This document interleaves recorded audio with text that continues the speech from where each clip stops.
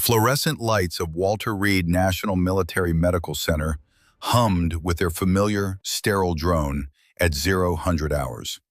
Ward 4 existed in that strange twilight realm between sleep and wakefulness, where time moved differently and the boundaries between life and death grew thin. This wasn't the ward for routine recoveries or minor injuries. Ward 4 was reserved for the cases that mattered. High-value targets, intelligence assets, the men who knew too much and had survived just long enough to become targets themselves. The double doors at the corridor's end were reinforced steel, guarded by 4 United States Marines who looked like they'd been carved from granite in disappointment. They were tired, bored. 3 weeks into a rotation that consisted primarily of standing, watching, and resenting the comfortable chairs they weren't allowed to sit in. Then came the crash. The sound of shattering glass and clattering metal echoed from the nurses' station like a minor explosion. It was followed by a very feminine squeak of dismay that somehow managed to convey both surprise and inevitable resignation. "Oh no, oh no, no, no, not again." Sergeant Dalton Briggs, 6 feet 3 inches of Marine Corps muscle and barely suppressed aggression, rolled his eyes with such force it looked physically painful. His hand rested on his M4 carbine the way other men might rest their hand on a trusted dog. Except this dog could punch holes through concrete at 300 meters. "That's the 4th time tonight," he muttered, his jaw working like he was chewing gravel. 4th time. Private First Class Wyatt Holloway, younger and considerably more charitable, leaned against the wall beside him. At 20 years old, Wyatt still had that Montana optimism that hadn't been completely beaten out of him by the Corps.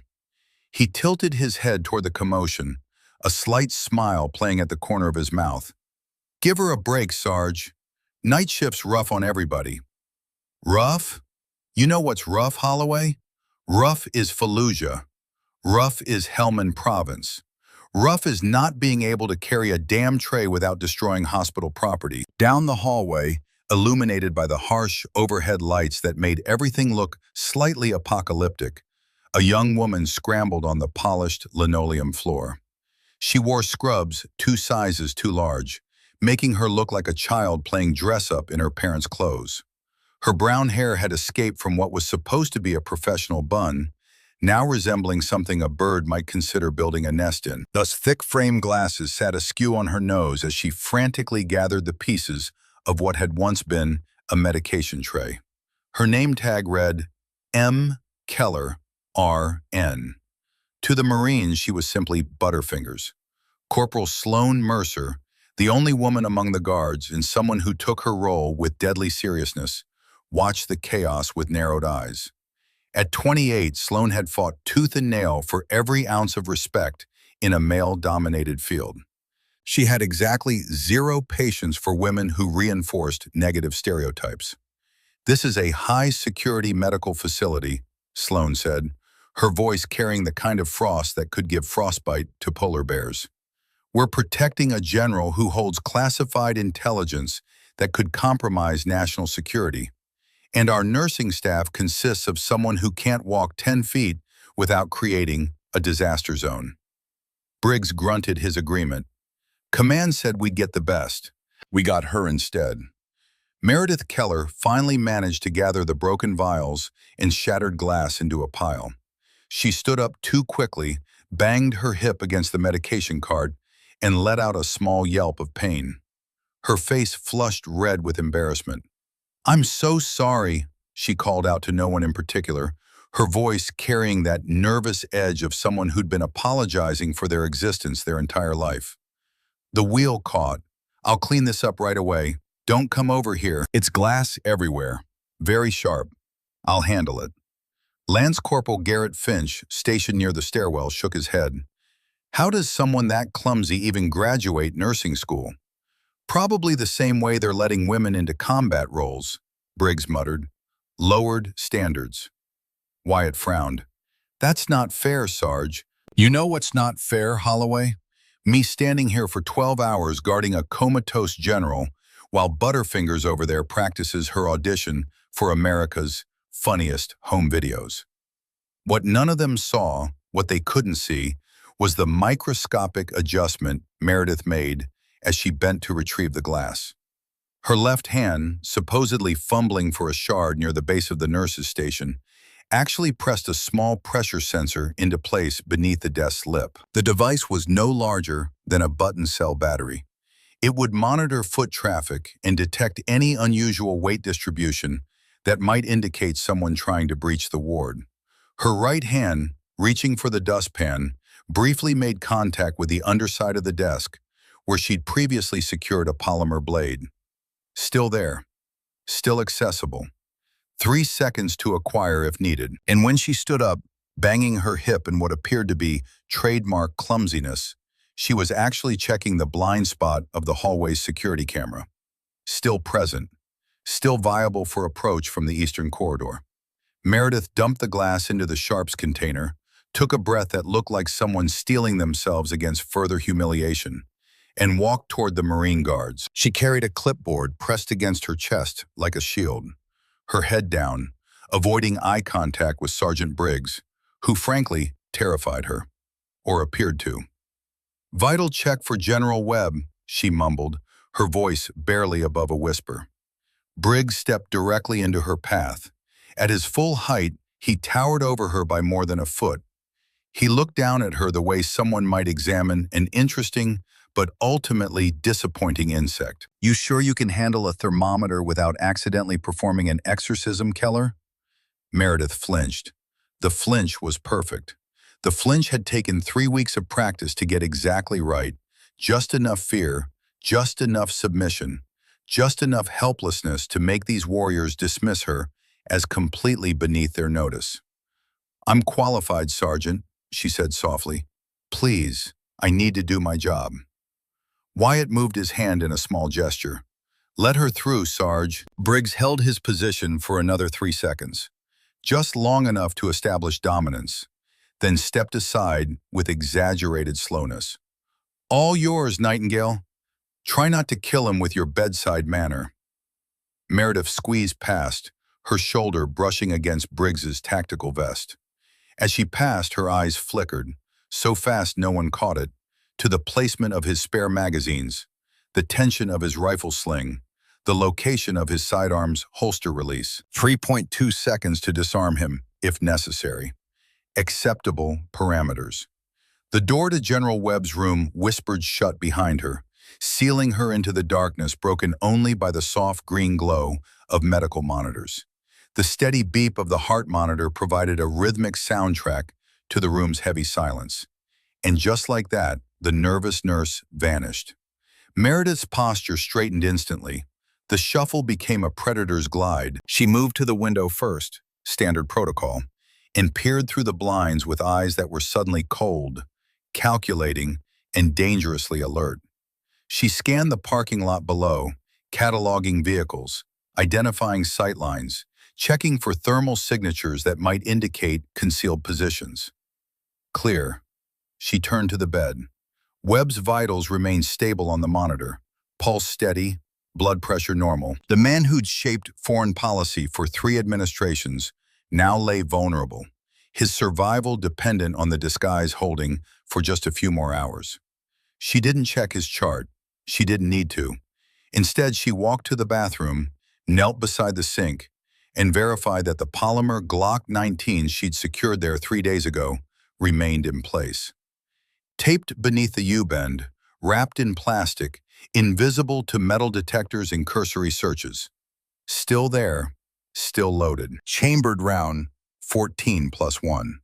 From her hair bun, the messy disaster that looked accidental, she extracted a ceramic blade no longer than her pinky finger, but sharp enough to open an artery in less than a second. She examined the edge, found it satisfactory, and returned it to its hiding place. Then she stood, looked at her reflection in the darkened window, and remembered. Remembered the freezing surf of Coronado, the instructors screaming that women couldn't hack it, the men who'd washed out while she kept going, the bell she'd refused to ring, the bell that represented quitting, the bell that would have meant admitting she didn't belong. She'd passed Hell Week, passed selection, passed every test they'd thrown at her, and then some. She'd become Lieutenant Commander Meredith Keller, Naval Special Warfare Development Group. Call sign, Reaper. Not because she was clumsy, but because when she moved with purpose, people stopped moving permanently. A soft knock at the door pulled her back. Meredith resumed her slouch, put the nervousness back into her expression, like someone putting on a familiar coat, and opened the door. "He's stable," she said quietly to Briggs, who'd apparently decided to check on her. "Vitals are good. He's resting comfortably." Briggs looked past her into the room, suspicious. "You didn't trip over anything in there?" "I tried my best not to," Meredith said, offering a weak smile that didn't reach her eyes. Briggs grunted and returned to his position. Meredith closed the door and walked back to the nurse's station, resuming her role, resuming her disguise, resuming the lie that had kept her invisible for 6 months. She sat at the desk, opened a medical textbook, Pharmacology, 3rd edition, and pretended to study. In reality, she was watching the reflection in the glass of the framed Employee of the Month photo on her desk. The reflection gave her a perfect view of the elevator bay and the stairwell door. It was 0 to 45 hours, 75 minutes until shift change. The break room coffee tasted like it had been brewed sometime during the Reagan administration and left to fossilize. Wyatt Holloway poured himself a cup anyway, grimacing at the bitter assault on his taste buds.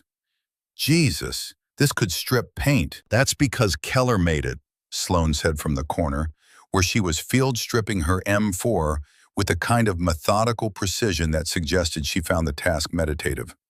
I watched her. She dumped in enough grounds for a full pot, then only filled it halfway. It's basically coffee tar. Wyatt added 3 sugars and a prayer. "She's not that bad." "She dropped 4 trays in 3 weeks. She's been here 90 days and I've seen her trip over flat surfaces. Yesterday, she somehow got tangled in an IV line and nearly pulled it out of a patient. She's a liability." "She's trying." "Trying isn't good enough when lives are on the line." Sloane slammed the bolt carrier back into place with more force than necessary. "This is Ward 4. We guard high-value targets. We need professionals, not children playing nurse." Wyatt took a sip of the horrible coffee and thought about his little sister back in Montana. Emma was 19, starting her first semester of nursing school at Montana State. She'd called him last week, crying because her clinical instructor had told her she was too soft, too emotional, too feminine for the job. He'd told Emma that caring was the whole point, that medicine needed people who gave a damn.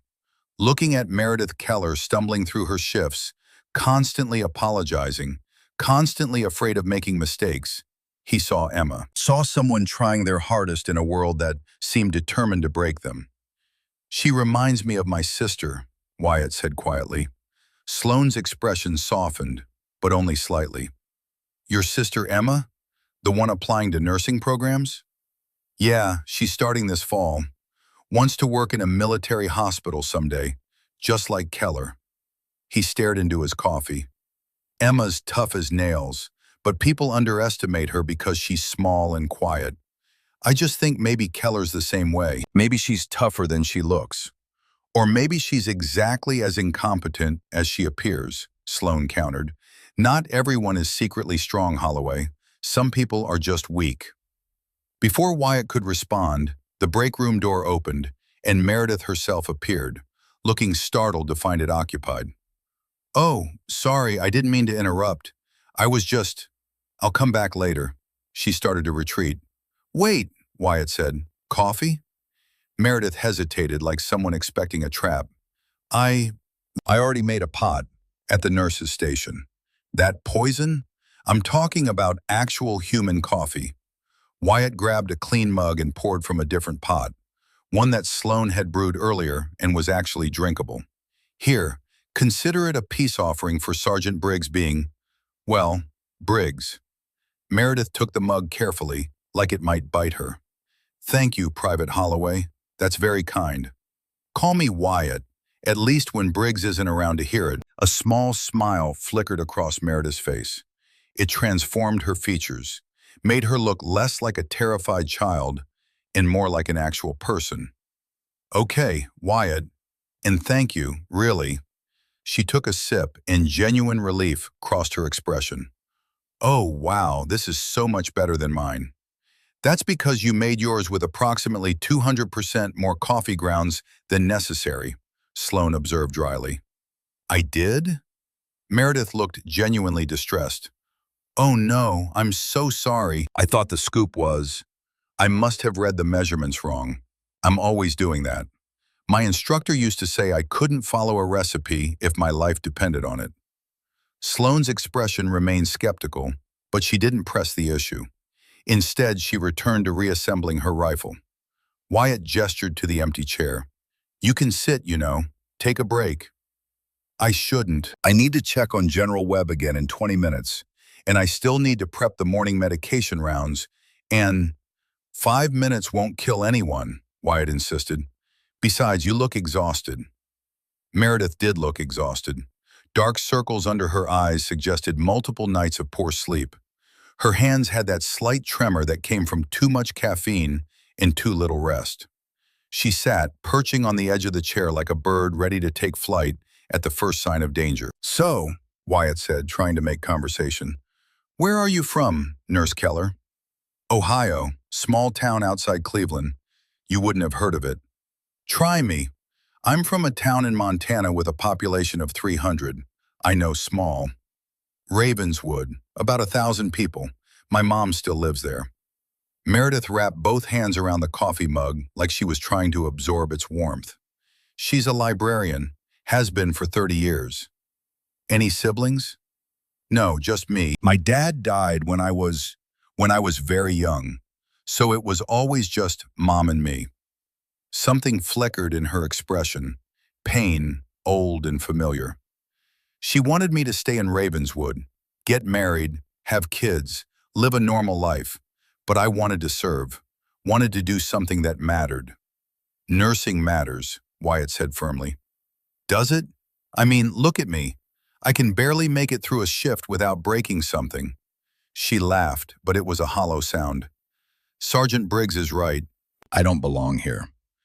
"Briggs is wrong about a lot of things," Wyatt countered. "You care about your patients. I've watched you with General Webb. You check on him every hour, even when you don't have to. You adjust his blankets. You talk to him like he can hear you. That's what makes a good nurse, not perfect coordination." Meredith looked at him with something that might have been gratitude. "Your sister is lucky to have you, Wyatt." "I'm lucky to have her. She keeps me human. Reminds me why I put on this uniform every day." He paused. "You remind me of her, actually. Emma's applying to work at military hospitals, too. She wants to take care of the people who take care of us." "That's beautiful," Meredith said softly. Then her watch beeped. She stood abruptly, nearly knocking over her coffee. Wyatt caught it just in time. "See?" Sloane muttered. "Liability." Sorry," Meredith rushed out. "I need to. Medication rounds. Thank you for the coffee, Wyatt. You're very kind." She practically fled the break room. After she left, Sloane shook her head. "That woman is going to get someone killed." Wyatt disagreed but didn't say so. Instead, he thought about Emma, about the crushing weight of expectations and judgment, about how easy it was to break someone who was already afraid of being broken.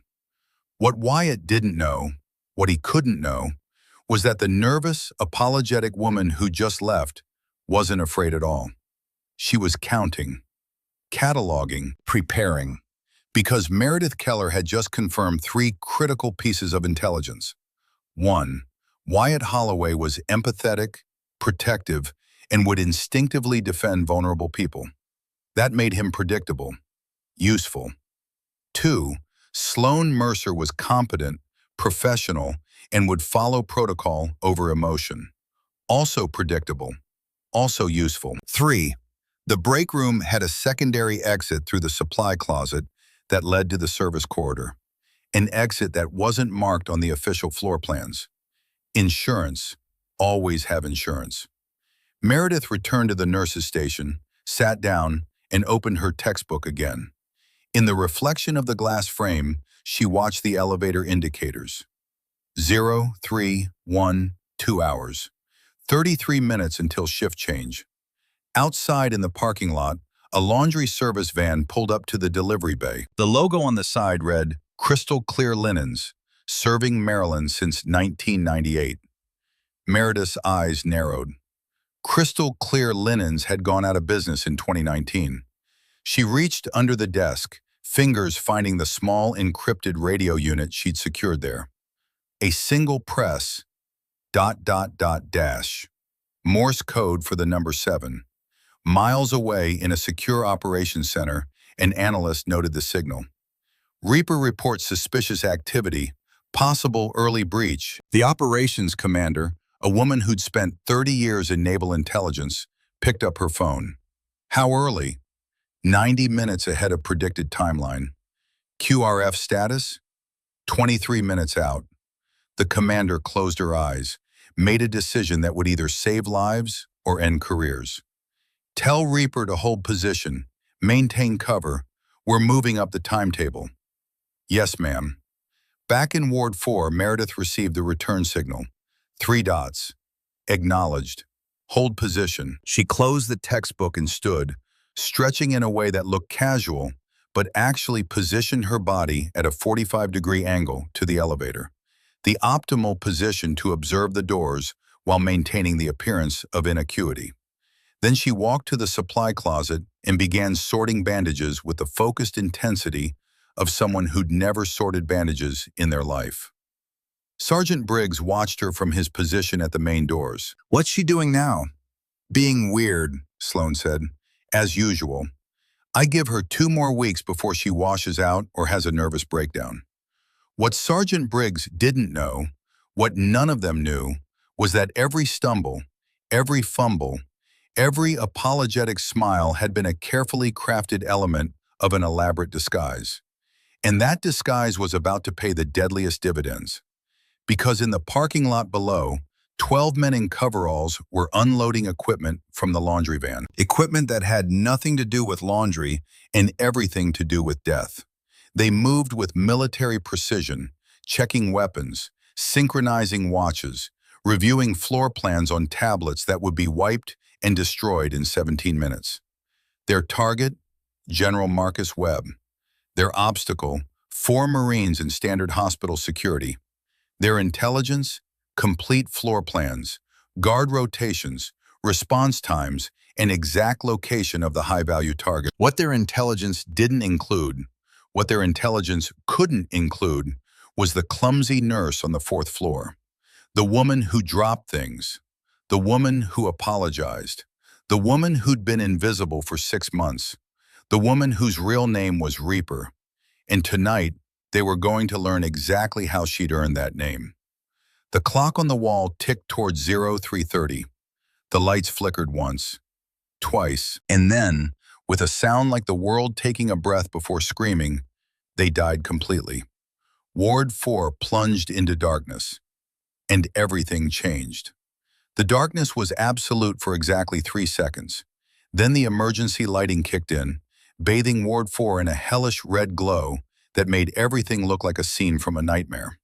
The sudden transition from sterile white fluorescence to crimson shadow transformed the familiar corridor into hostile territory. Sergeant Dalton Briggs reacted on pure instinct, his M4 carbine coming up to a ready position as his eyes struggled to adjust.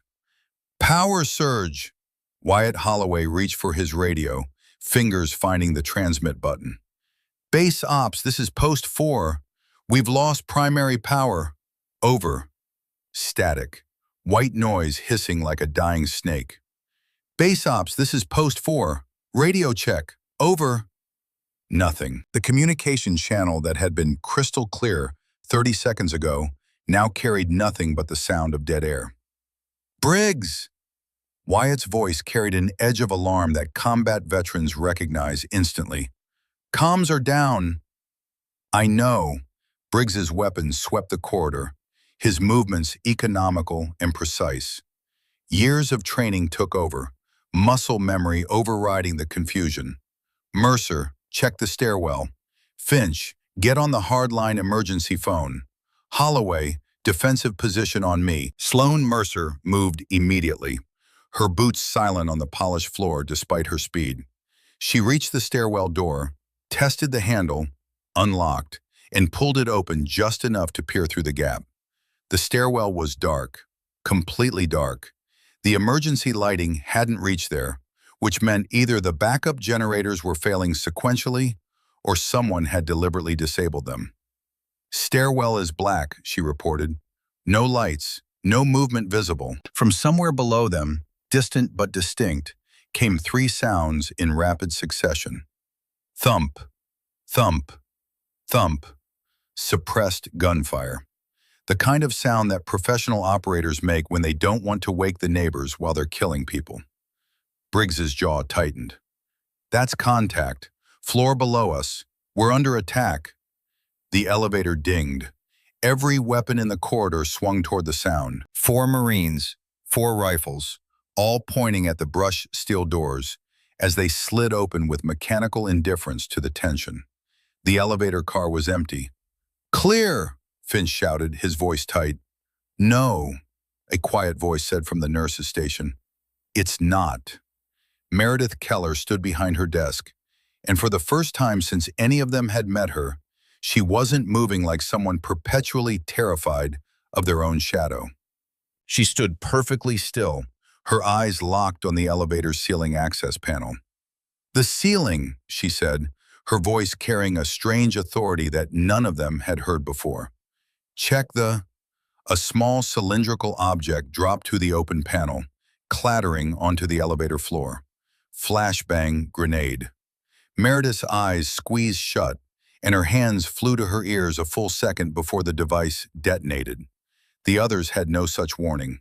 The explosion was blinding, deafening. The concussive force hit like a physical wall, scrambling senses and turning the world into a high-pitched whine overlaid with brilliant white static. Briggs staggered, his vision reduced to swimming afterimages. Sloane dropped to one knee, disoriented. Finch fired blindly down the corridor, his shots going wide. Only Wyatt managed to maintain any coherent thought, and even he was stumbling, his equilibrium destroyed by the blast. Through the ringing in his ears, Wyatt heard Briggs roaring, "Contact! Contact front!" The stairwell door that Sloane had been checking burst open. Men in black tactical gear poured through, 4, 5, 6 of them, moving with the coordinated precision of professional soldiers. They wore gas masks and night vision goggles. They carried MP5 submachine guns with suppressors that looked like black metal whispers. No shouting, no wasted movement. These weren't terrorists or desperate criminals. These were operators, professionals, the kind of men who understood that the difference between success and failure often came down to silence and speed. Finch, closest to the stairwell, managed to bring his rifle up despite his disorientation. He got off 3 rounds before the lead attacker double-tapped him with 2 suppressed shots that sounded like aggressive whispers. Thip, thip. Finch jerked backward, red blooming on his chest. He hit the floor hard, his weapon clattering away. "Man down!" Sloane screamed, her vision clearing just enough to identify targets. She and Briggs opened up simultaneously, their unsuppressed rifles thunderously loud in the enclosed space. Brass casings rained onto the floor like deadly hail. The attackers scattered, taking cover behind gurneys and medical equipment. Return fire came in controlled bursts, thip, thip, thip, chewing through drywall and sending dust cascading from the ceiling. Wyatt, still reeling from the flashbang, stumbled backward toward the nurse's station. His shoulder hit the wall, then his legs gave out entirely. He collapsed near Meredith's desk, his vision swimming, his ears ringing so loudly he couldn't hear his own breathing. He tried to rack the slide of his sidearm, but his hands weren't cooperating. His fingers felt thick and numb. Blood roared in his ears. Through the haze of disorientation, he became aware of movement, a shadow detaching from other shadows. One of the attackers, moving low and fast, flanking wide to get an angle on the Marines pinned down by suppressive fire. The man was heading straight for Wyatt. Wyatt tried to raise his weapon, but his arms felt like they were moving through water. Too slow. Everything was too slow. The attacker rounded the corner of the nurse's station, his MP5 rising to deliver the kill shot. And then, something impossible happened. Meredith Keller exploded into motion. She didn't move like a frightened nurse. She moved like violence incarnate. Her right hand grabbed a heavy metal hole punch from the desk, 3 pounds of solid steel, and she lunged forward with a speed that seemed to violate the laws of physics. The hole punch swung in a tight arc and connected with the attacker's throat, with a wet, crunching sound that Wyatt heard even through his damaged hearing. The man's windpipe collapsed. He gagged, his weapon dropping as his hands flew to his ruined throat. Meredith didn't pause. In one fluid motion, she grabbed the front of his tactical vest, spun him around to face his own team, and used him as a human shield. 2 rounds meant for her struck his backplate instead. Thump, thump, the impacts driving him into her. She caught the dying man's MP5 as it fell, her hands moving with the practiced efficiency of someone who'd done this 1,000 times. Her finger found the trigger. Her stance dropped into a perfect Weaver position, and she fired. Thip, thip, thip, thip. 4 rounds. 2 attackers by the elevator dropped, neat holes appearing in their ballistic visors. Wyatt stared, his concussed brain trying desperately to process what he was seeing. The woman who couldn't carry a lunch tray without disaster was now executing controlled bursts with the precision of a competition shooter. She let the human shield drop, vaulted over the desk with athletic grace that would make an Olympic hurdler jealous, and slid across the waxed floor to Wyatt's position. Her glasses were gone. Her eyes were wide, but not with fear, with pure, focused adrenaline. When she spoke, her voice was completely different. Low, commanding, dangerous. "Stay down, Wyatt." It wasn't a suggestion, it was an order. Briggs had managed to get behind a mobile medical cart, using it as cover while he reloaded. He glanced toward the nurse's station, expecting to see carnage. Instead, he saw Meredith Keller holding a submachine gun like it was an extension of her body, laying down suppressive fire with textbook perfect technique. "What the hell?" Briggs roared, his voice nearly drowned out by gunfire. Meredith ignored him. She ripped a tourniquet from Wyatt's vest. "Apply this, high and tight, now." Wyatt, vision finally starting to clear, looked down and realized he'd been shot. His left thigh was bleeding, not arterial spray, thank God, but enough to matter. "Meredith," he stammered. "Move, Marine!" She barked the command with such authority that Wyatt's hands moved on their own, fumbling the tourniquet into place. Meredith turned back to Briggs and Sloan, who were being forced back by concentrated fire from at least 6 attackers. The mercenaries were advancing, using suppressing fire and movement tactics that spoke of military training. "Sergeant," Meredith shouted, "they're cutting the hard line. Fall back to Webb's room. We bottleneck them at the door." Briggs stared at her like she'd started speaking Mandarin. The woman he'd dismissed for weeks was giving him tactical orders. "I said, move." Meredith fired another burst, dropping a merc who'd gotten too confident. "Go!" Something in Briggs's combat-trained brain recognized command voice when he heard it. He grabbed Sloan by her vest. "Fall back! Into the room!" They scrambled toward General Webb's door, firing as they retreated. Meredith provided covering fire, her movements economical and precise. She burned through the rest of her magazine, ejected it with a smooth motion, and discovered she had no spare ammunition for the MP5. She dropped the weapon, drew a polymer fighting knife from somewhere in her scrubs. Where had that been hidden? And waited. An attacker rounded the corner. Meredith was on him instantly, the blade punching through the gap between his vest and helmet. He dropped without a sound. Then she was moving, sprinting toward Webb's room. She hit the door backwards, providing cover until the last possible second, then kicked it shut with her heel. Briggs shoved a heavy medical equipment cabinet against the door, while Sloane locked the deadbolt. The room fell into relative silence, broken only by ragged breathing and the steady beep of Webb's heart monitor. The emergency lighting cast everything in crimson shadow. Briggs spun around, his rifle coming up to point directly at Meredith's chest. His face was a mask of rage and confusion. Sweat dripped from his forehead. His hands shook, not from fear, but from adrenaline overload. "Who are you?" he demanded, his voice shaking with barely contained fury. "Who the hell are you?" Meredith stood perfectly still, her hands visible, her stance non-threatening but coiled. Ready. The knife had disappeared, where Briggs couldn't fathom. "We can discuss my credentials later, Sergeant," she said, her voice ice-cold and utterly calm. "Right now, there are 20 more of them coming up those stairs, and you're almost out of ammunition. So unless you want General Webb to die, you're going to lower your weapon and listen to me." "Like hell I am." Briggs's finger moved to the trigger. "You could be one of them. You could be—" "She just saved our lives, Briggs." Wyatt was half sitting against the wall, his face pale from blood loss and shock. "I saw it. She saved me." "Shut up, Holloway." Sloane, weapon trained on the door, spoke without turning. "Briggs, we need her. Whatever she is, we need her right now." Meredith moved slowly, deliberately. She walked to the bathroom sink, reached underneath, and ripped away a strip of tape.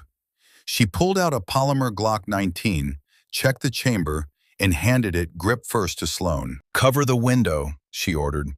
Sloane took the weapon, too shocked to do anything else. Meredith turned back to Briggs. The facade was completely gone now. The persona had vanished, replaced by something harder, colder, more dangerous. "My name is Lieutenant Commander Meredith Keller," she said quietly. "Naval Special Warfare Development Group. I've been undercover for 6 months protecting General Webb. I'm the nurse, and it's time for your medication, Sergeant. So either shoot me or lower the weapon, because we have about 90 seconds before they breach this room and kill all of us." Briggs stared at her, at the blood on her hands, at the way she stood, balanced, coiled, ready for violence, at the eyes that had suddenly gone from fearful to absolutely lethal. Slowly his rifle lowered. "What do we do?" he asked, and the question felt like swallowing broken glass. Meredith's expression didn't change. "We survive, Sergeant, by any means necessary." Outside in the corridor, voices spoke in Russian, orders being given, positions being established. The assault on the door would begin in seconds. And that's when a new voice spoke from the corner of the room, calm and measured, and carrying the weight of authority earned through decades of service. "Well done, Reaper." Everyone's head snapped toward the sound. General Marcus Webb's eyes were open. No, not General Webb. The voice was wrong. The posture was wrong. The man sitting up in the hospital bed pulled off what turned out to be a remarkably sophisticated disguise. A latex mask, contact lenses, gray wig. Beneath it was a face that looked carved from granite. 62 years old, but still radiating the kind of presence that made junior officers stand at attention without being told. "Colonel Thaddeus Garrett," the man said, swinging his legs over the side of the bed. "Delta Force, retired. Or I was, until this operation." Meredith moved to his side immediately, helping him disconnect the fake medical monitoring equipment. "You're supposed to be maintaining cover until extraction." "Plans change." Garrett's voice carried a southern accent that spoke of long summers and longer wars. "When the shooting starts, old soldiers tend to wake up. You holding up, Reaper?" "I'm operational." Meredith's eyes swept to the Marines, who looked like their understanding of reality had just been rearranged at gunpoint. "But we have a situation." "I can see that." Garrett's gaze locked onto Briggs. "Sergeant, I know you have questions. Unfortunately, question time is over. What's your ammunition status?" Briggs's mouth opened, closed. His brain was trying to catch up with events. 2 magazines, maybe 60 rounds." "Holloway?" Wyatt raised a shaky hand. Wounded, thigh. Tourniquets on, but I'm not moving fast. Mercer? Half a mag, sidearm fully loaded. Sloane's voice was steady, despite the insanity. Colonel, what the hell is happening? What's happening, Corporal, is that you're caught in the middle of an operation that's been 33 years in the making. Garrett stood, and despite being in a hospital gown, he somehow looked like he was wearing full combat gear. The real General Webb is in a secure facility in Virginia. I've been posing as him for the last 6 weeks. We knew someone would come for him eventually. We just didn't know when. Heavy impacts hit the door. The mercenaries were preparing to breach. Meredith moved to the oxygen tanks mounted on the wall. She grabbed a wrench from the maintenance kit, her movements quick and efficient. "What are you doing?" Briggs asked. "Improvising." Meredith loosened the valve on the largest oxygen cylinder. A hissing filled the room as pressurized gas began to leak. "Colonel, can you carry?" "I've been in a bed for 6 weeks pretending to be comatose, but I'm still a ranger." Garrett's smile was grim. "I can carry." "Good. Sergeant, you take the colonel. Mercer, you've got Holloway. We're moving to the MRI suite." "The MRI suite?" Briggs looked at her like she'd lost her mind. "That's down the hall, past the nurses' station, right where they are." "Exactly," Meredith said. She grabbed a road flare from the emergency earthquake kit mounted on the wall. "They expect us to hunker down and wait for rescue. They don't expect us to counterattack." She positioned the oxygen tank on its side, facing the barricaded door. The steady hiss of escaping gas grew louder. "When I blow this door," Meredith continued, her voice clinical and detached, "the oxygen will ignite. It's going to be loud. It's going to be hot. We use the confusion to reach the service corridor. From there, we flank them and head for radiology." "You're going to blow us up," Sloane said flatly. "I'm going to blow them up," Meredith corrected. "We'll be behind the bed. Cover the colonel. Protect him." From outside the door came the distinctive sound of a drill biting into metal. They were breaching the lock. "They're coming through," Wyatt yelled.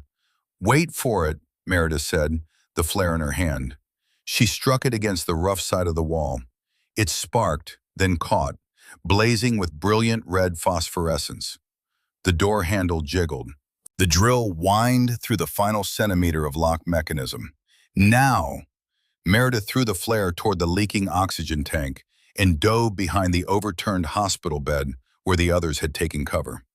The mercenaries triggered their breaching charge at the exact same moment the oxygen ignited. The explosion wasn't just loud, it was apocalyptic. The door didn't open, it disintegrated. The blast wave, amplified by the concentrated oxygen, roared into the hallway like dragon's breath. The wooden barricade became shrapnel. The walls cracked. The ceiling tiles rained down like lethal confetti, and the screaming started. Meredith was moving before the echoes faded. "Move! Move! Move!" She ran toward the fire, not away from it. Through the smoke and flame and chaos, she raised the captured MP5 and stepped into the hallway. 3 mercenaries were on the ground, their tactical gear smoldering, stunned by the double explosion. They'd expected a breaching charge. They hadn't expected the defenders to detonate their own oxygen supply. Meredith didn't hesitate. Pop, pop, pop. 3 shots, 3 kills. Threats neutralized. "Go!" she shouted, waving the Marines forward. Briggs hoisted Garrett in a fireman's carry, groaning under the weight. Sloane half-dragged, half-carried Wyatt. They stumbled into the smoke-filled corridor, coughing, eyes streaming. From the elevator bay, muzzle flashes sparked in the darkness. Fresh mercenaries advancing, at least 6 more. "Service corridor," Meredith commanded, providing covering fire. She burned through her remaining ammunition. Pop, pop, pop, pop, forcing the attackers to take cover. "Left, 20 feet, double doors." A bullet whined past Briggs's head, missing him by millimeters. It punched through his pant leg, leaving a smoking hole but somehow not touching flesh. They crashed through the service corridor doors. Meredith came through last, firing her final rounds. then kicked the door shut behind her. She jammed a broken mop handle through the door handles. It would buy them maybe 30 seconds. The service corridor was dark, narrow, and smelled of industrial bleach and old fear. Pipes ran along the ceiling. Linen carts cast strange shadows in the emergency lighting. "Everyone alive?" Meredith panted, checking her team. "Define alive," Wyatt gasped. His face was gray from blood loss, but he was conscious. Briggs leaned against the wall, his chest heaving. He looked at Meredith with something between awe and terror. "You're crazy. You are absolutely stark, raving mad." Meredith checked Garrett's pulse. Still strong. Crazy works when sane gets people killed. A crackle of static erupted from the radio on one of the dead mercenaries that Meredith had looted. She pulled it free, listening. "Team 2 reports status." The voice was deep, accented, Russian or South African, hard to tell, and it carried the cold professionalism of someone who'd done this before. Many times. Meredith held up a hand for silence. She pressed the transmit button. "Team 2 is down," she said quietly. "Clever, very clever." There was a pause. Then dark, dangerous laughter came through the speaker. "I know you can hear me, Lieutenant Commander Keller." Briggs's head snapped up. He mouthed, "They know your name?" Meredith's expression tightened. She pressed transmit again. "You have me at a disadvantage. I don't know yours. My name is Victor Volkov, and I think you're overestimating your position, Meredith. You have 3 Marines, 1 wounded, 1 carrying deadweight, and you have what, 20 rounds left in that MP5? Meredith signaled for the team to keep moving. She kept talking to buy time. "I have enough," she said into the radio. "Why don't you come down here and count them personally?" "Oh, I'm coming," Volkov replied. "But I'm not just coming with men. I've cut power to the ventilation system. In about 10 minutes, the CO2 levels in that service level will start to rise. And I have thermal imaging drones covering the building. I can see you moving toward the north wing right now." Meredith cursed under her breath. Thermals. They couldn't hide. "Change of plan," she whispered to Briggs. They were passing a laundry chute. "They're tracking our heat signatures." "So what do we do, stop being hot?" Briggs muttered. "No," Meredith said, her eyes scanning the corridor. They were passing a row of linen carts. "We create ghosts." She grabbed a handful of chemical light sticks from the emergency supplies and cracked them open, shaking the glowing liquid over a pile of blankets in one of the carts. Then she doused the blankets with isopropyl alcohol from a nearby cleaning cart.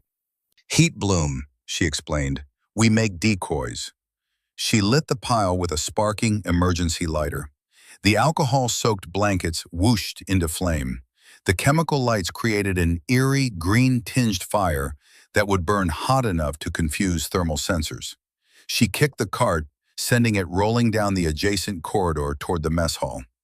A flaming, glowing decoy that would show up on infrared like a Christmas tree. "Move opposite direction, now." They sprinted, or as close to sprinting as a group of wounded, exhausted people could manage, toward the radiology department. The radio crackled again. Volkov's voice carried amusement. "Cute trick with the fire, but it won't save you, Meredith. We both know how this ends." Meredith stopped at the heavy lead-lined doors marked MRI Suite. No metal objects beyond this point. She swiped her access card. Nothing. The power was out. "Damn it," she hissed.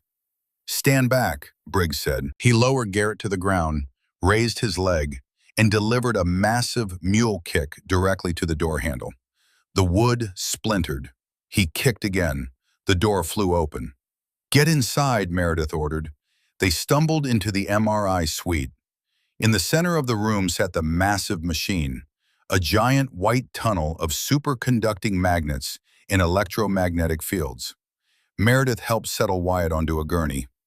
"Mercer, keep pressure on that wound." Sloane complied, her hands working automatically while her mind tried to process the last 10 minutes of insanity. Briggs barricaded the door with whatever equipment he could move. Then he turned, his weapon ready but his eyes fixed on Meredith. "Talk," he said. "Now, who are you really? And don't give me that DevGru line. The whole story." Meredith looked at him, at Sloan, at Wyatt bleeding on the gurney, at Colonel Garrett, who nodded permission. And for the first time in 6 months, she told the truth. February 26th, 1991, she began quietly. Highway of Death, Kuwait. 23 Army Rangers walked into what they thought was a secured zone. It was an ambush. Iraqi Republican Guard had been fed their exact position, their movement patterns, their communications frequencies. She paused, old pain flickering across her face. Only one person could have provided that intelligence, a Spetsnaz operative named Viktor Volkov, embedded with coalition forces. He sold out an entire platoon for Russian intelligence objectives. 23 men died. One of them was Staff Sergeant Thomas Keller. Wyatt's eyes widened. "Keller, that's my father," Meredith finished. "He died 5 months before I was born. My mother was pregnant when she got the notification. I grew up with photos and stories and a folded flag." Briggs's expression shifted, not quite sympathy, but understanding. "The general, the real Webb, he has proof?" "Proof that's cost 3 intelligence officers their lives in the last 6 months, Garrett interjected.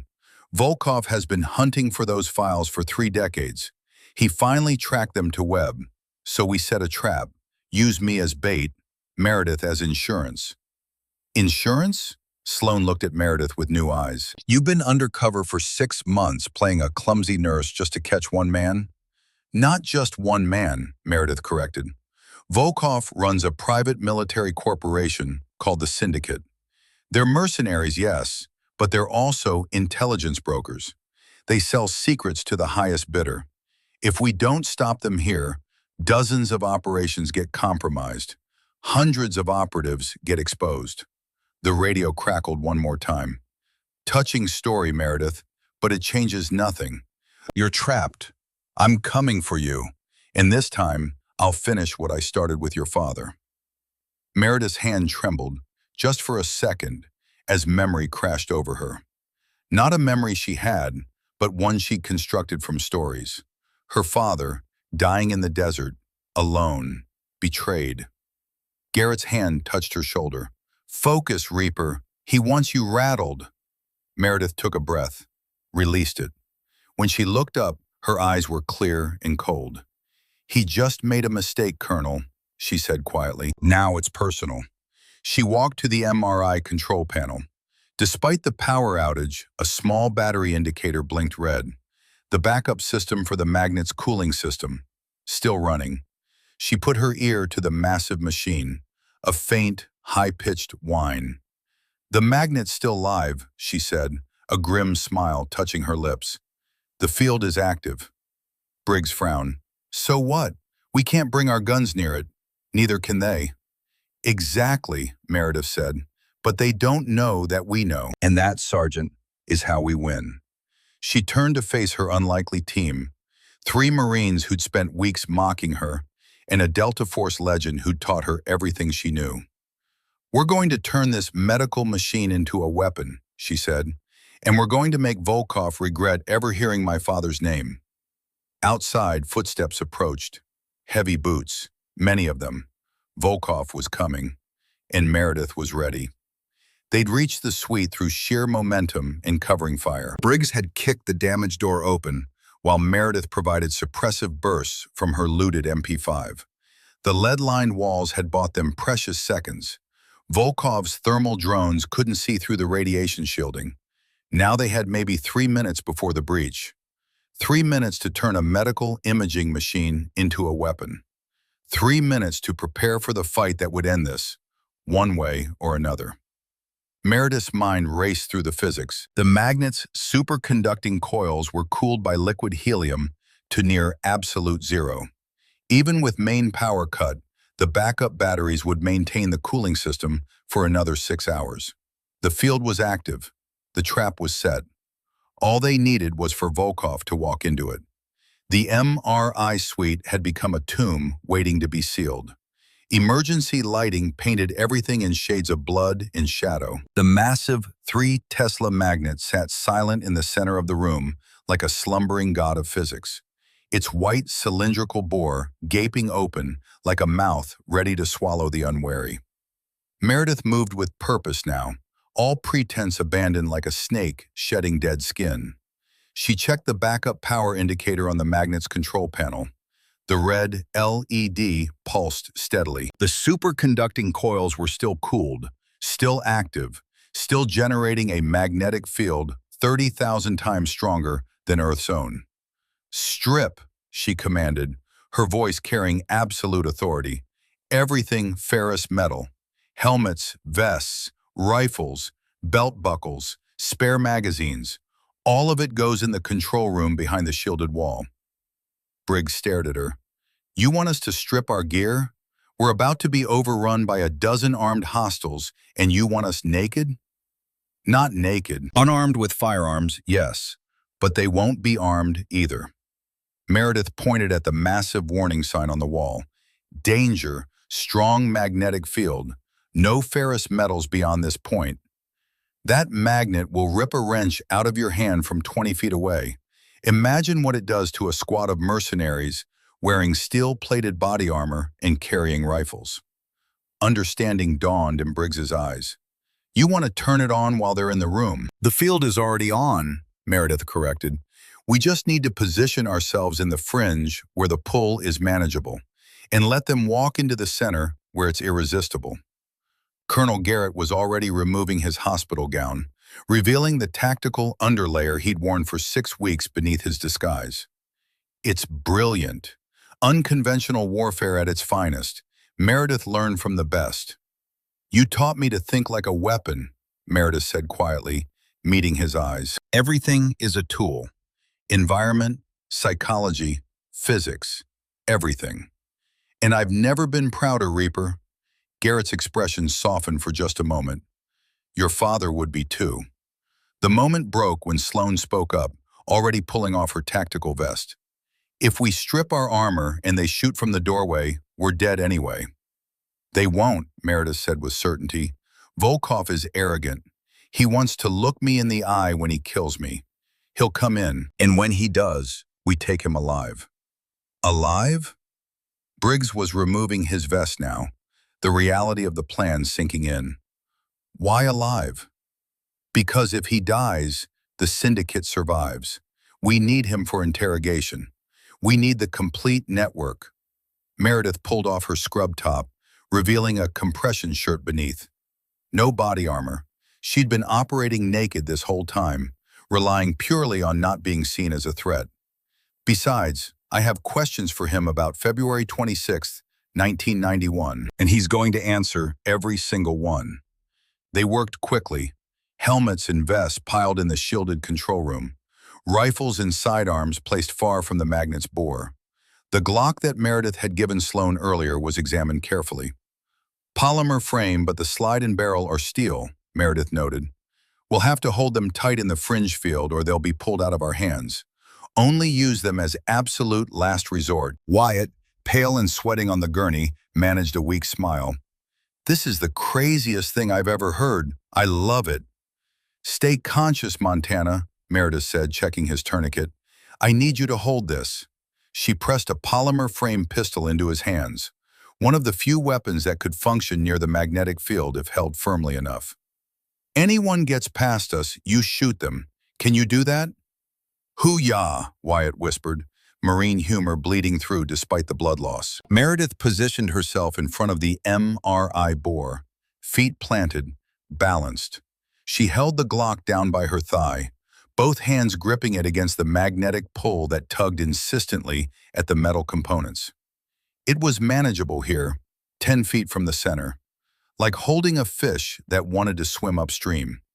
Briggs and Sloane took positions behind fiberglass medical cabinets on either side of the room.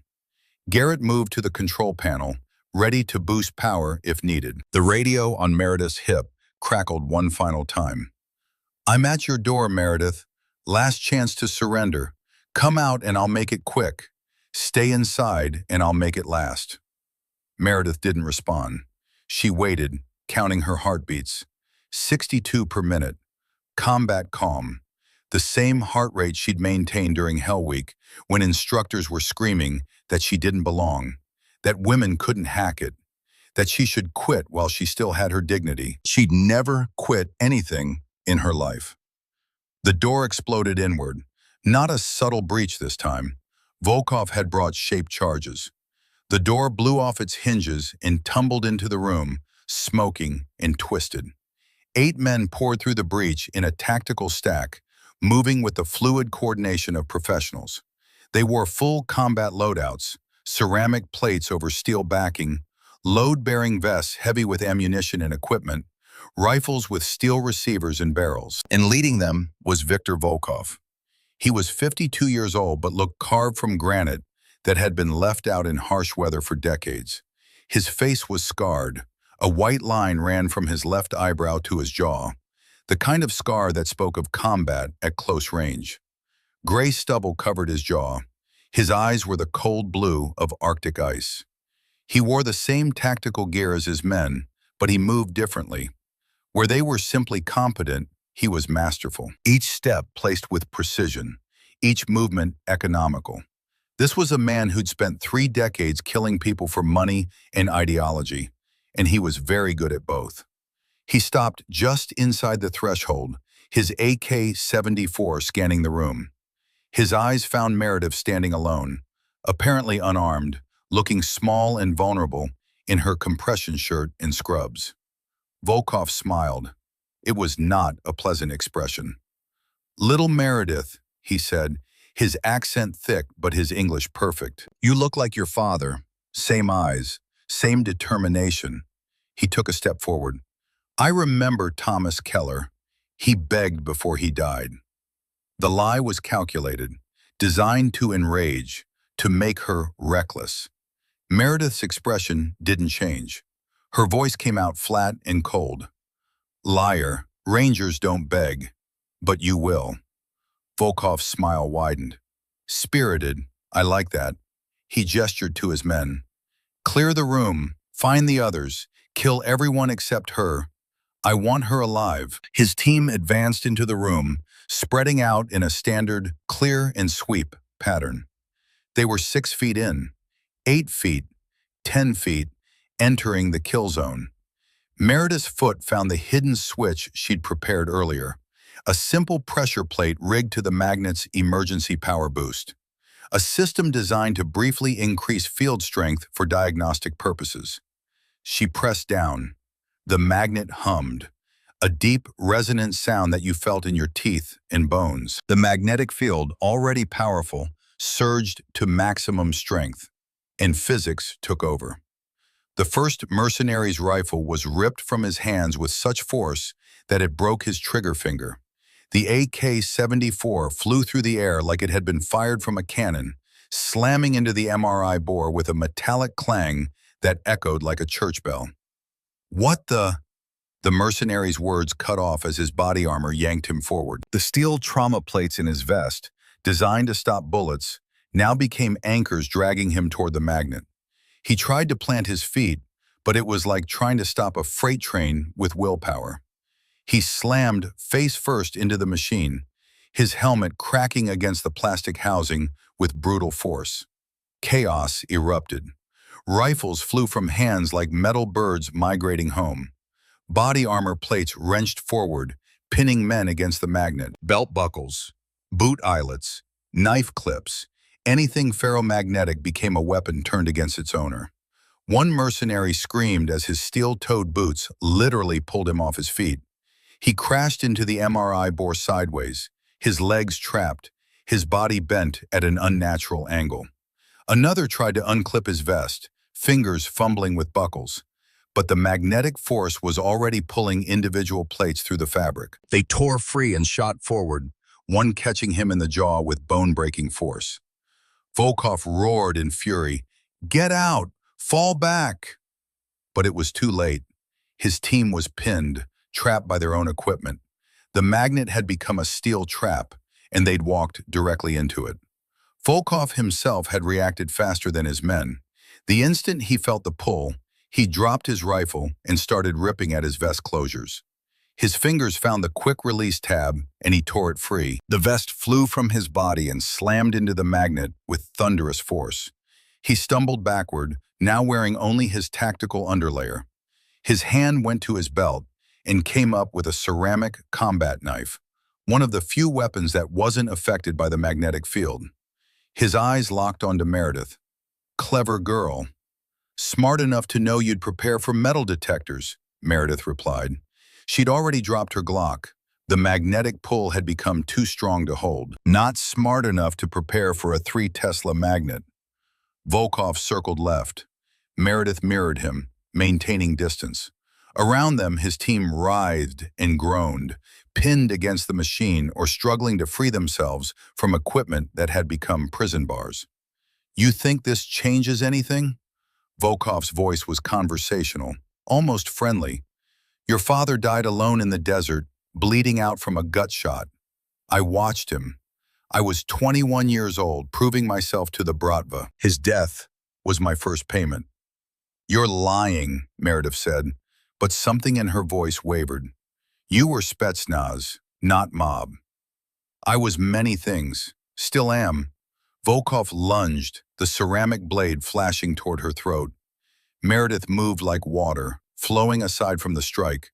Her hand snapped out in a classic Krav Maga deflection, redirecting the blade away from vital areas. She stepped inside his guard and drove her knee toward his groin. Volkov twisted, taking the knee on his thigh instead. His free hands shot out, fingers like iron bars wrapping around her throat. "Your father's last words," Volkov hissed, his face inches from hers, "were 'Tell my wife I love her.'" Very touching, very weak. Rage flared in Meredith's chest, white-hot and blinding. Exactly what he wanted. Angry people made mistakes. But Meredith had been trained by the best. Garrett's voice echoed in her memory. "Anger is fuel. Channel it, control it, use it." The pocket of her scrubs and came up with a small plastic syringe, the same one she'd been carrying since the beginning of her shift. The same one she'd prepared for exactly this contingency. She jammed the needle into Volkov's neck and depressed the plunger. Succinylcholine, a paralytic agent used for intubation. Fast-acting, devastating. Volkov's eyes widened. "You?" His words cut off as his voluntary muscle control vanished. His hand released her throat. His legs buckled. He toppled forward, Meredith catching him and lowering him to the floor with surprising gentleness. He lay on his back, fully conscious, fully aware, but unable to move anything except his eyes. Unable to speak, unable even to breathe without assistance. Meredith knelt beside him, her face expressionless. "That's the same drug you used on my father's convoy, except I used half the dose. You're not dying, not yet. You're going to live long enough to tell me everything. And then you're going to live longer, rotting in a black site where you can spend the rest of your life thinking about the 23 men you murdered." She leaned closer, her voice dropping to a whisper that only he could hear. "My father's last words weren't about my mother. They couldn't be. He died 5 months before I was born. So you just told me your story was a lie. Thank you for that clarity, Victor. Now I know exactly how much of a coward you are." Briggs emerged from cover, staring at the carnage. 6 mercenaries pinned against the MRI machine like insects on a collector's board. 2 more unconscious on the floor. And Volkov, the infamous ghost of Desert Storm, paralyzed and helpless at Meredith's feet. "Holy hell," Briggs breathed. Sloane moved to secure the conscious mercenaries with zip ties, her movements mechanical, her face showing the strain of processing the last hour. "Command is going to lose their minds when they read the after-action report. If they believe it," Garrett said, moving from the control panel. He looked down at Volkov with an expression of profound satisfaction. 3 decades hunting this bastard. 3 decades he's been a ghost. And it took one determined woman to bring him down. The overhead lights suddenly flickered and hummed to life. The regular fluorescent lighting seemed almost obscenely bright after the emergency reds. A moment later, the PA system crackled. "Attention, all personnel. This is base security. The facility has been secured. QRF is inbound. Remain in place. Medical teams are en route." Meredith stood, swaying slightly. Adrenaline was beginning to fade, leaving exhaustion in its wake. She'd been operating on pure determination and training for the last hour, and now the cost was coming due.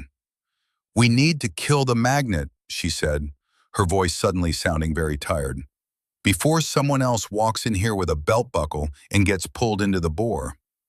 Garrett hit the emergency quench button. With a hiss of escaping helium, the magnetic field collapsed. Rifles, vests, and body armor clattered to the floor. The mercenaries pinned against the machine slumped, no longer held by invisible force. The room fell silent except for groaning and labored breathing. Then the door burst open again. Meredith spun, reaching for a weapon she no longer had, her body tensing for another fight. But these weren't mercenaries. These were U.S. Marines in full combat gear, weapons raised, tactical lights blazing. A captain led the stack, his face professionally neutral. "Identify," he barked. "Lieutenant Commander Meredith Keller, Naval Special Warfare," Meredith said, her voice snapping back to command tone despite her exhaustion. "Authentication code Whiskey Tango Foxtrot 09er. Stand down, Captain. Threats are neutralized." The captain tapped his earpiece, listening to confirmation from somewhere up the chain. His expression shifted from tactical alertness to something approaching awe. "Authentication confirmed," he said quietly. "Ma'am?" He noticed her compression shirt, the blood on her hands, the paralyzed man at her feet. Jesus Christ, what happened here? "Physics happened," Garrett said dryly, "and one hell of an operator." Medics pushed past the security team, immediately going to Wyatt. More secured the unconscious and semi-conscious mercenaries. Someone called for a specialized transport for Volkov.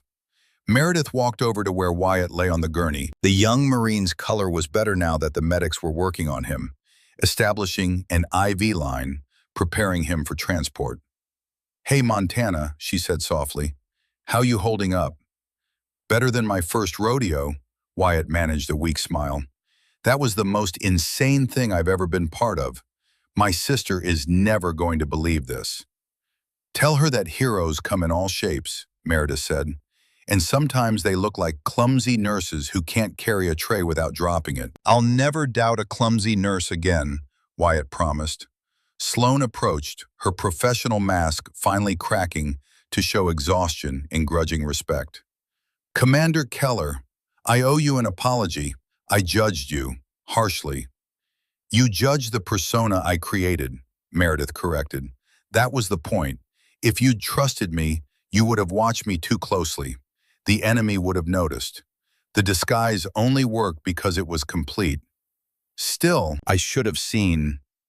"You saw exactly what I needed you to see," Meredith interrupted gently. "That's not a failure on your part. That's success on mine." Briggs stood off to the side, looking at Meredith with an expression that mixed shame, respect, and something approaching reverence. Finally, he approached. "I was wrong," he said simply, "about women in combat, about you, about everything." He extended his hand. "You're not just tough, Commander. You're the toughest operator I've ever seen." Meredith took his hand. "I'm not special, Sergeant. I just don't quit. My father taught me that, or at least his memory did." "Your father would be proud." "I hope so." Meredith looked down at Volkov, now being loaded onto a stretcher by security personnel. "I did this for 23 families. Mine is just one of them." The medical team loaded Wyatt onto a transport stretcher. As they wheeled him toward the door, he called out, "Hey, Commander, if you ever need a clumsy nurse for another mission, I know a guy who drops things." Despite everything, the violence, the exhaustion, the weight of memories both inherited and created, Meredith laughed.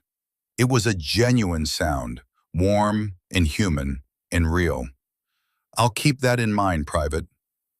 3 weeks later, the sky over Arlington National Cemetery was brilliant blue, the kind of perfect autumn day that felt like a gift. The ceremony took place in a section of the Memorial Amphitheater reserved for special occasions.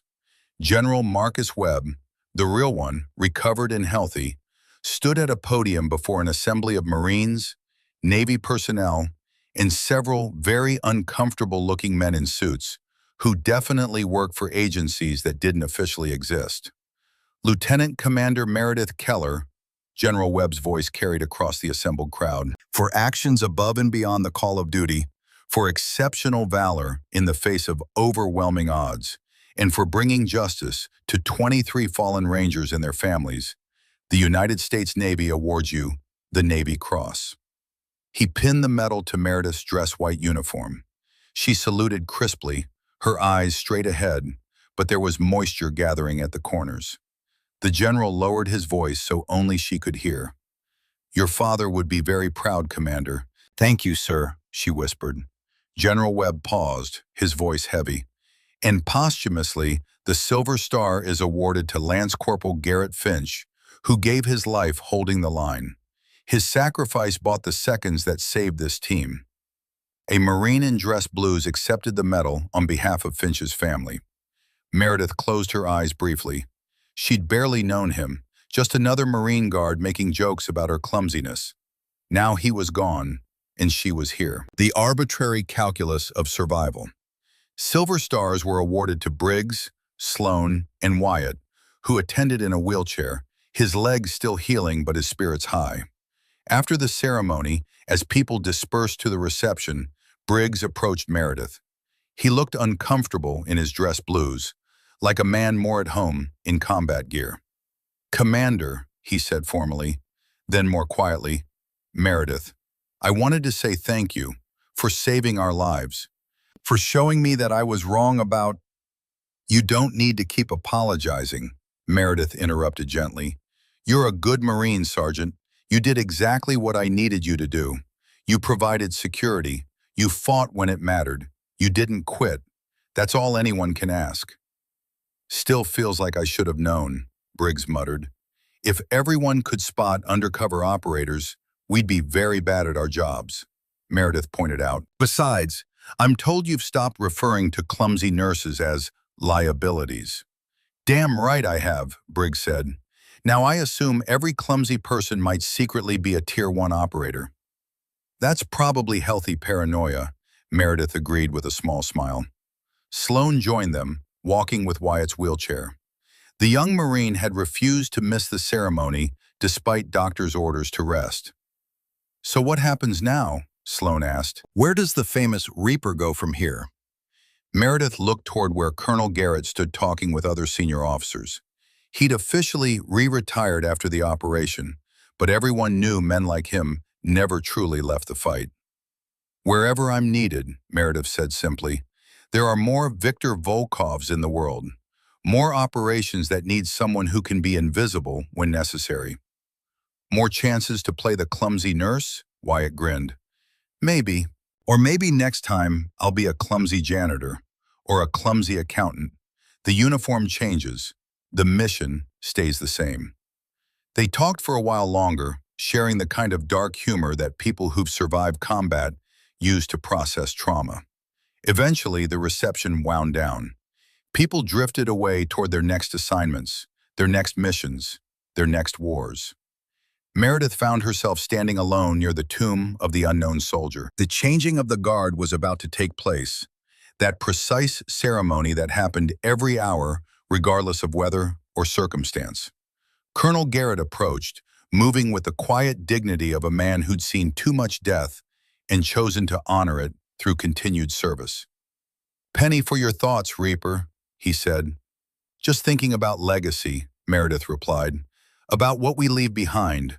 My father died before I was born, but his legacy made me who I am." Volkov thought he could erase that legacy with lies.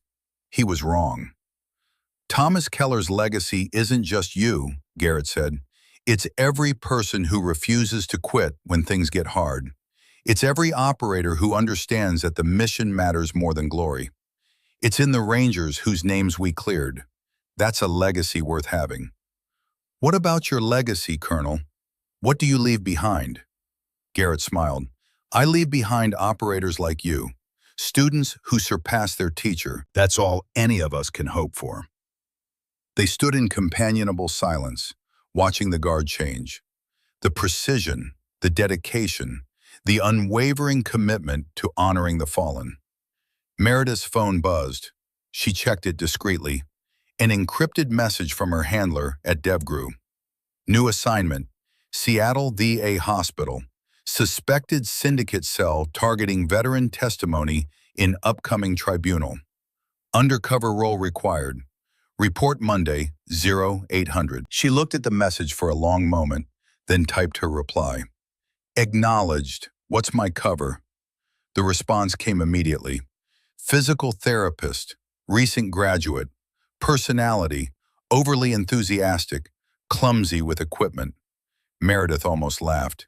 Some things never change. She turned to Garrett. I have to go. New assignment. Seattle? How did you? She stopped. Of course he knew. Garrett had connections throughout the intelligence community. Yes, Seattle. Be careful, Reaper. Volkov may be in custody, but the syndicate has more like him. I know, and I'll find every single one. Garrett pulled her into a brief hug, the kind of embrace a father gives a daughter before she goes to war. Make them rue the day they underestimated you. Always do, Colonel. Always do. That evening, Meredith drove to Arlington National Cemetery after the official ceremonies had ended. She walked through Section 60, where the fallen from recent conflicts were buried. But she kept walking, following a map she'd memorized years ago, until she reached an older section. The gravestone was simple, weathered granite with standard military marking. Thomas Keller, Staff Sergeant, U.S. Army Ranger, 1964 to 1991. Courage, honor, sacrifice. Meredith knelt, the Navy Cross heavy on her chest. She placed the Navy Cross on the gravestone, next to the small American flag that was always maintained by volunteers. We got him. Volkov. He's in custody. The Rangers' names are cleared. Everyone knows it wasn't their fault. It was betrayal, and we stopped it from happening again. The wind rustled through the trees. A bird sang somewhere nearby. The world continued its indifferent rotation. I never got to meet you, Meredith continued, her voice breaking slightly. Never heard your voice except in Mom's stories. She says I have your stubbornness, your inability to quit, your determination. That's what Volkov called it, trying to insult me. But I'll take it. That determination got me through BUD/S, got me through selection, got me through tonight. She smiled through tears. So thank you, Dad. Thank you for showing me that courage isn't about being fearless. It's about never quitting. She stood, wiping her eyes. The Navy Cross gleamed in the fading sunlight. I'm leaving this with you. You earned it more than I did. This is your closure, not mine. Mine comes from continuing the work, from making sure no other kid grows up wondering what their father's voice sounded like. She saluted. Crisp. Perfect. The salute of a Navy SEAL to a fallen Ranger. Then she turned and walked away, leaving the medal with the man who'd given her everything without ever knowing she existed. By Monday morning, Meredith Keller was in Seattle. Her credentials identified her as Megan Foster, physical therapist, recent graduate, enthusiastic but uncoordinated. Her first day involved tripping over a resistance band, spilling coffee on a doctor, and apologizing profusely to everyone.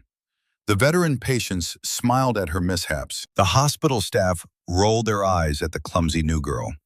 The security officers barely glanced at her. Perfect. And in the back of the VA hospital's East Wing, 3 men in maintenance uniforms watched the new physical therapist with professional interest. They'd been sent by what remained of the syndicate to ensure certain veterans never testified. They'd been operating for 2 weeks, slowly isolating their targets. They had no idea that the clumsy therapist who couldn't set up a treadmill without nearly falling off it was actually watching them, cataloging their patterns, identifying their exit routes, preparing her own operation. That night, alone in her small apartment, Meredith stood before the mirror. She put on thick framed glasses that made her look nervous and uncertain. She practiced tripping over her own feet. She rehearsed apologetic stammers. It was the smile of a predator who'd learned that the best camouflage wasn't invisibility. It was looking harmless. Because the best weapon isn't the one they see coming, it's the one they never saw at all. She turned off the light and went to bed. Tomorrow would bring more stumbling, more apologies, more perfectly crafted incompetence. And somewhere in the shadows of the VA hospital, 3 men would learn what Marines, mercenaries, and Russian spies had learned before them. Never underestimate the clumsy nurse. She might just be a reaper in disguise.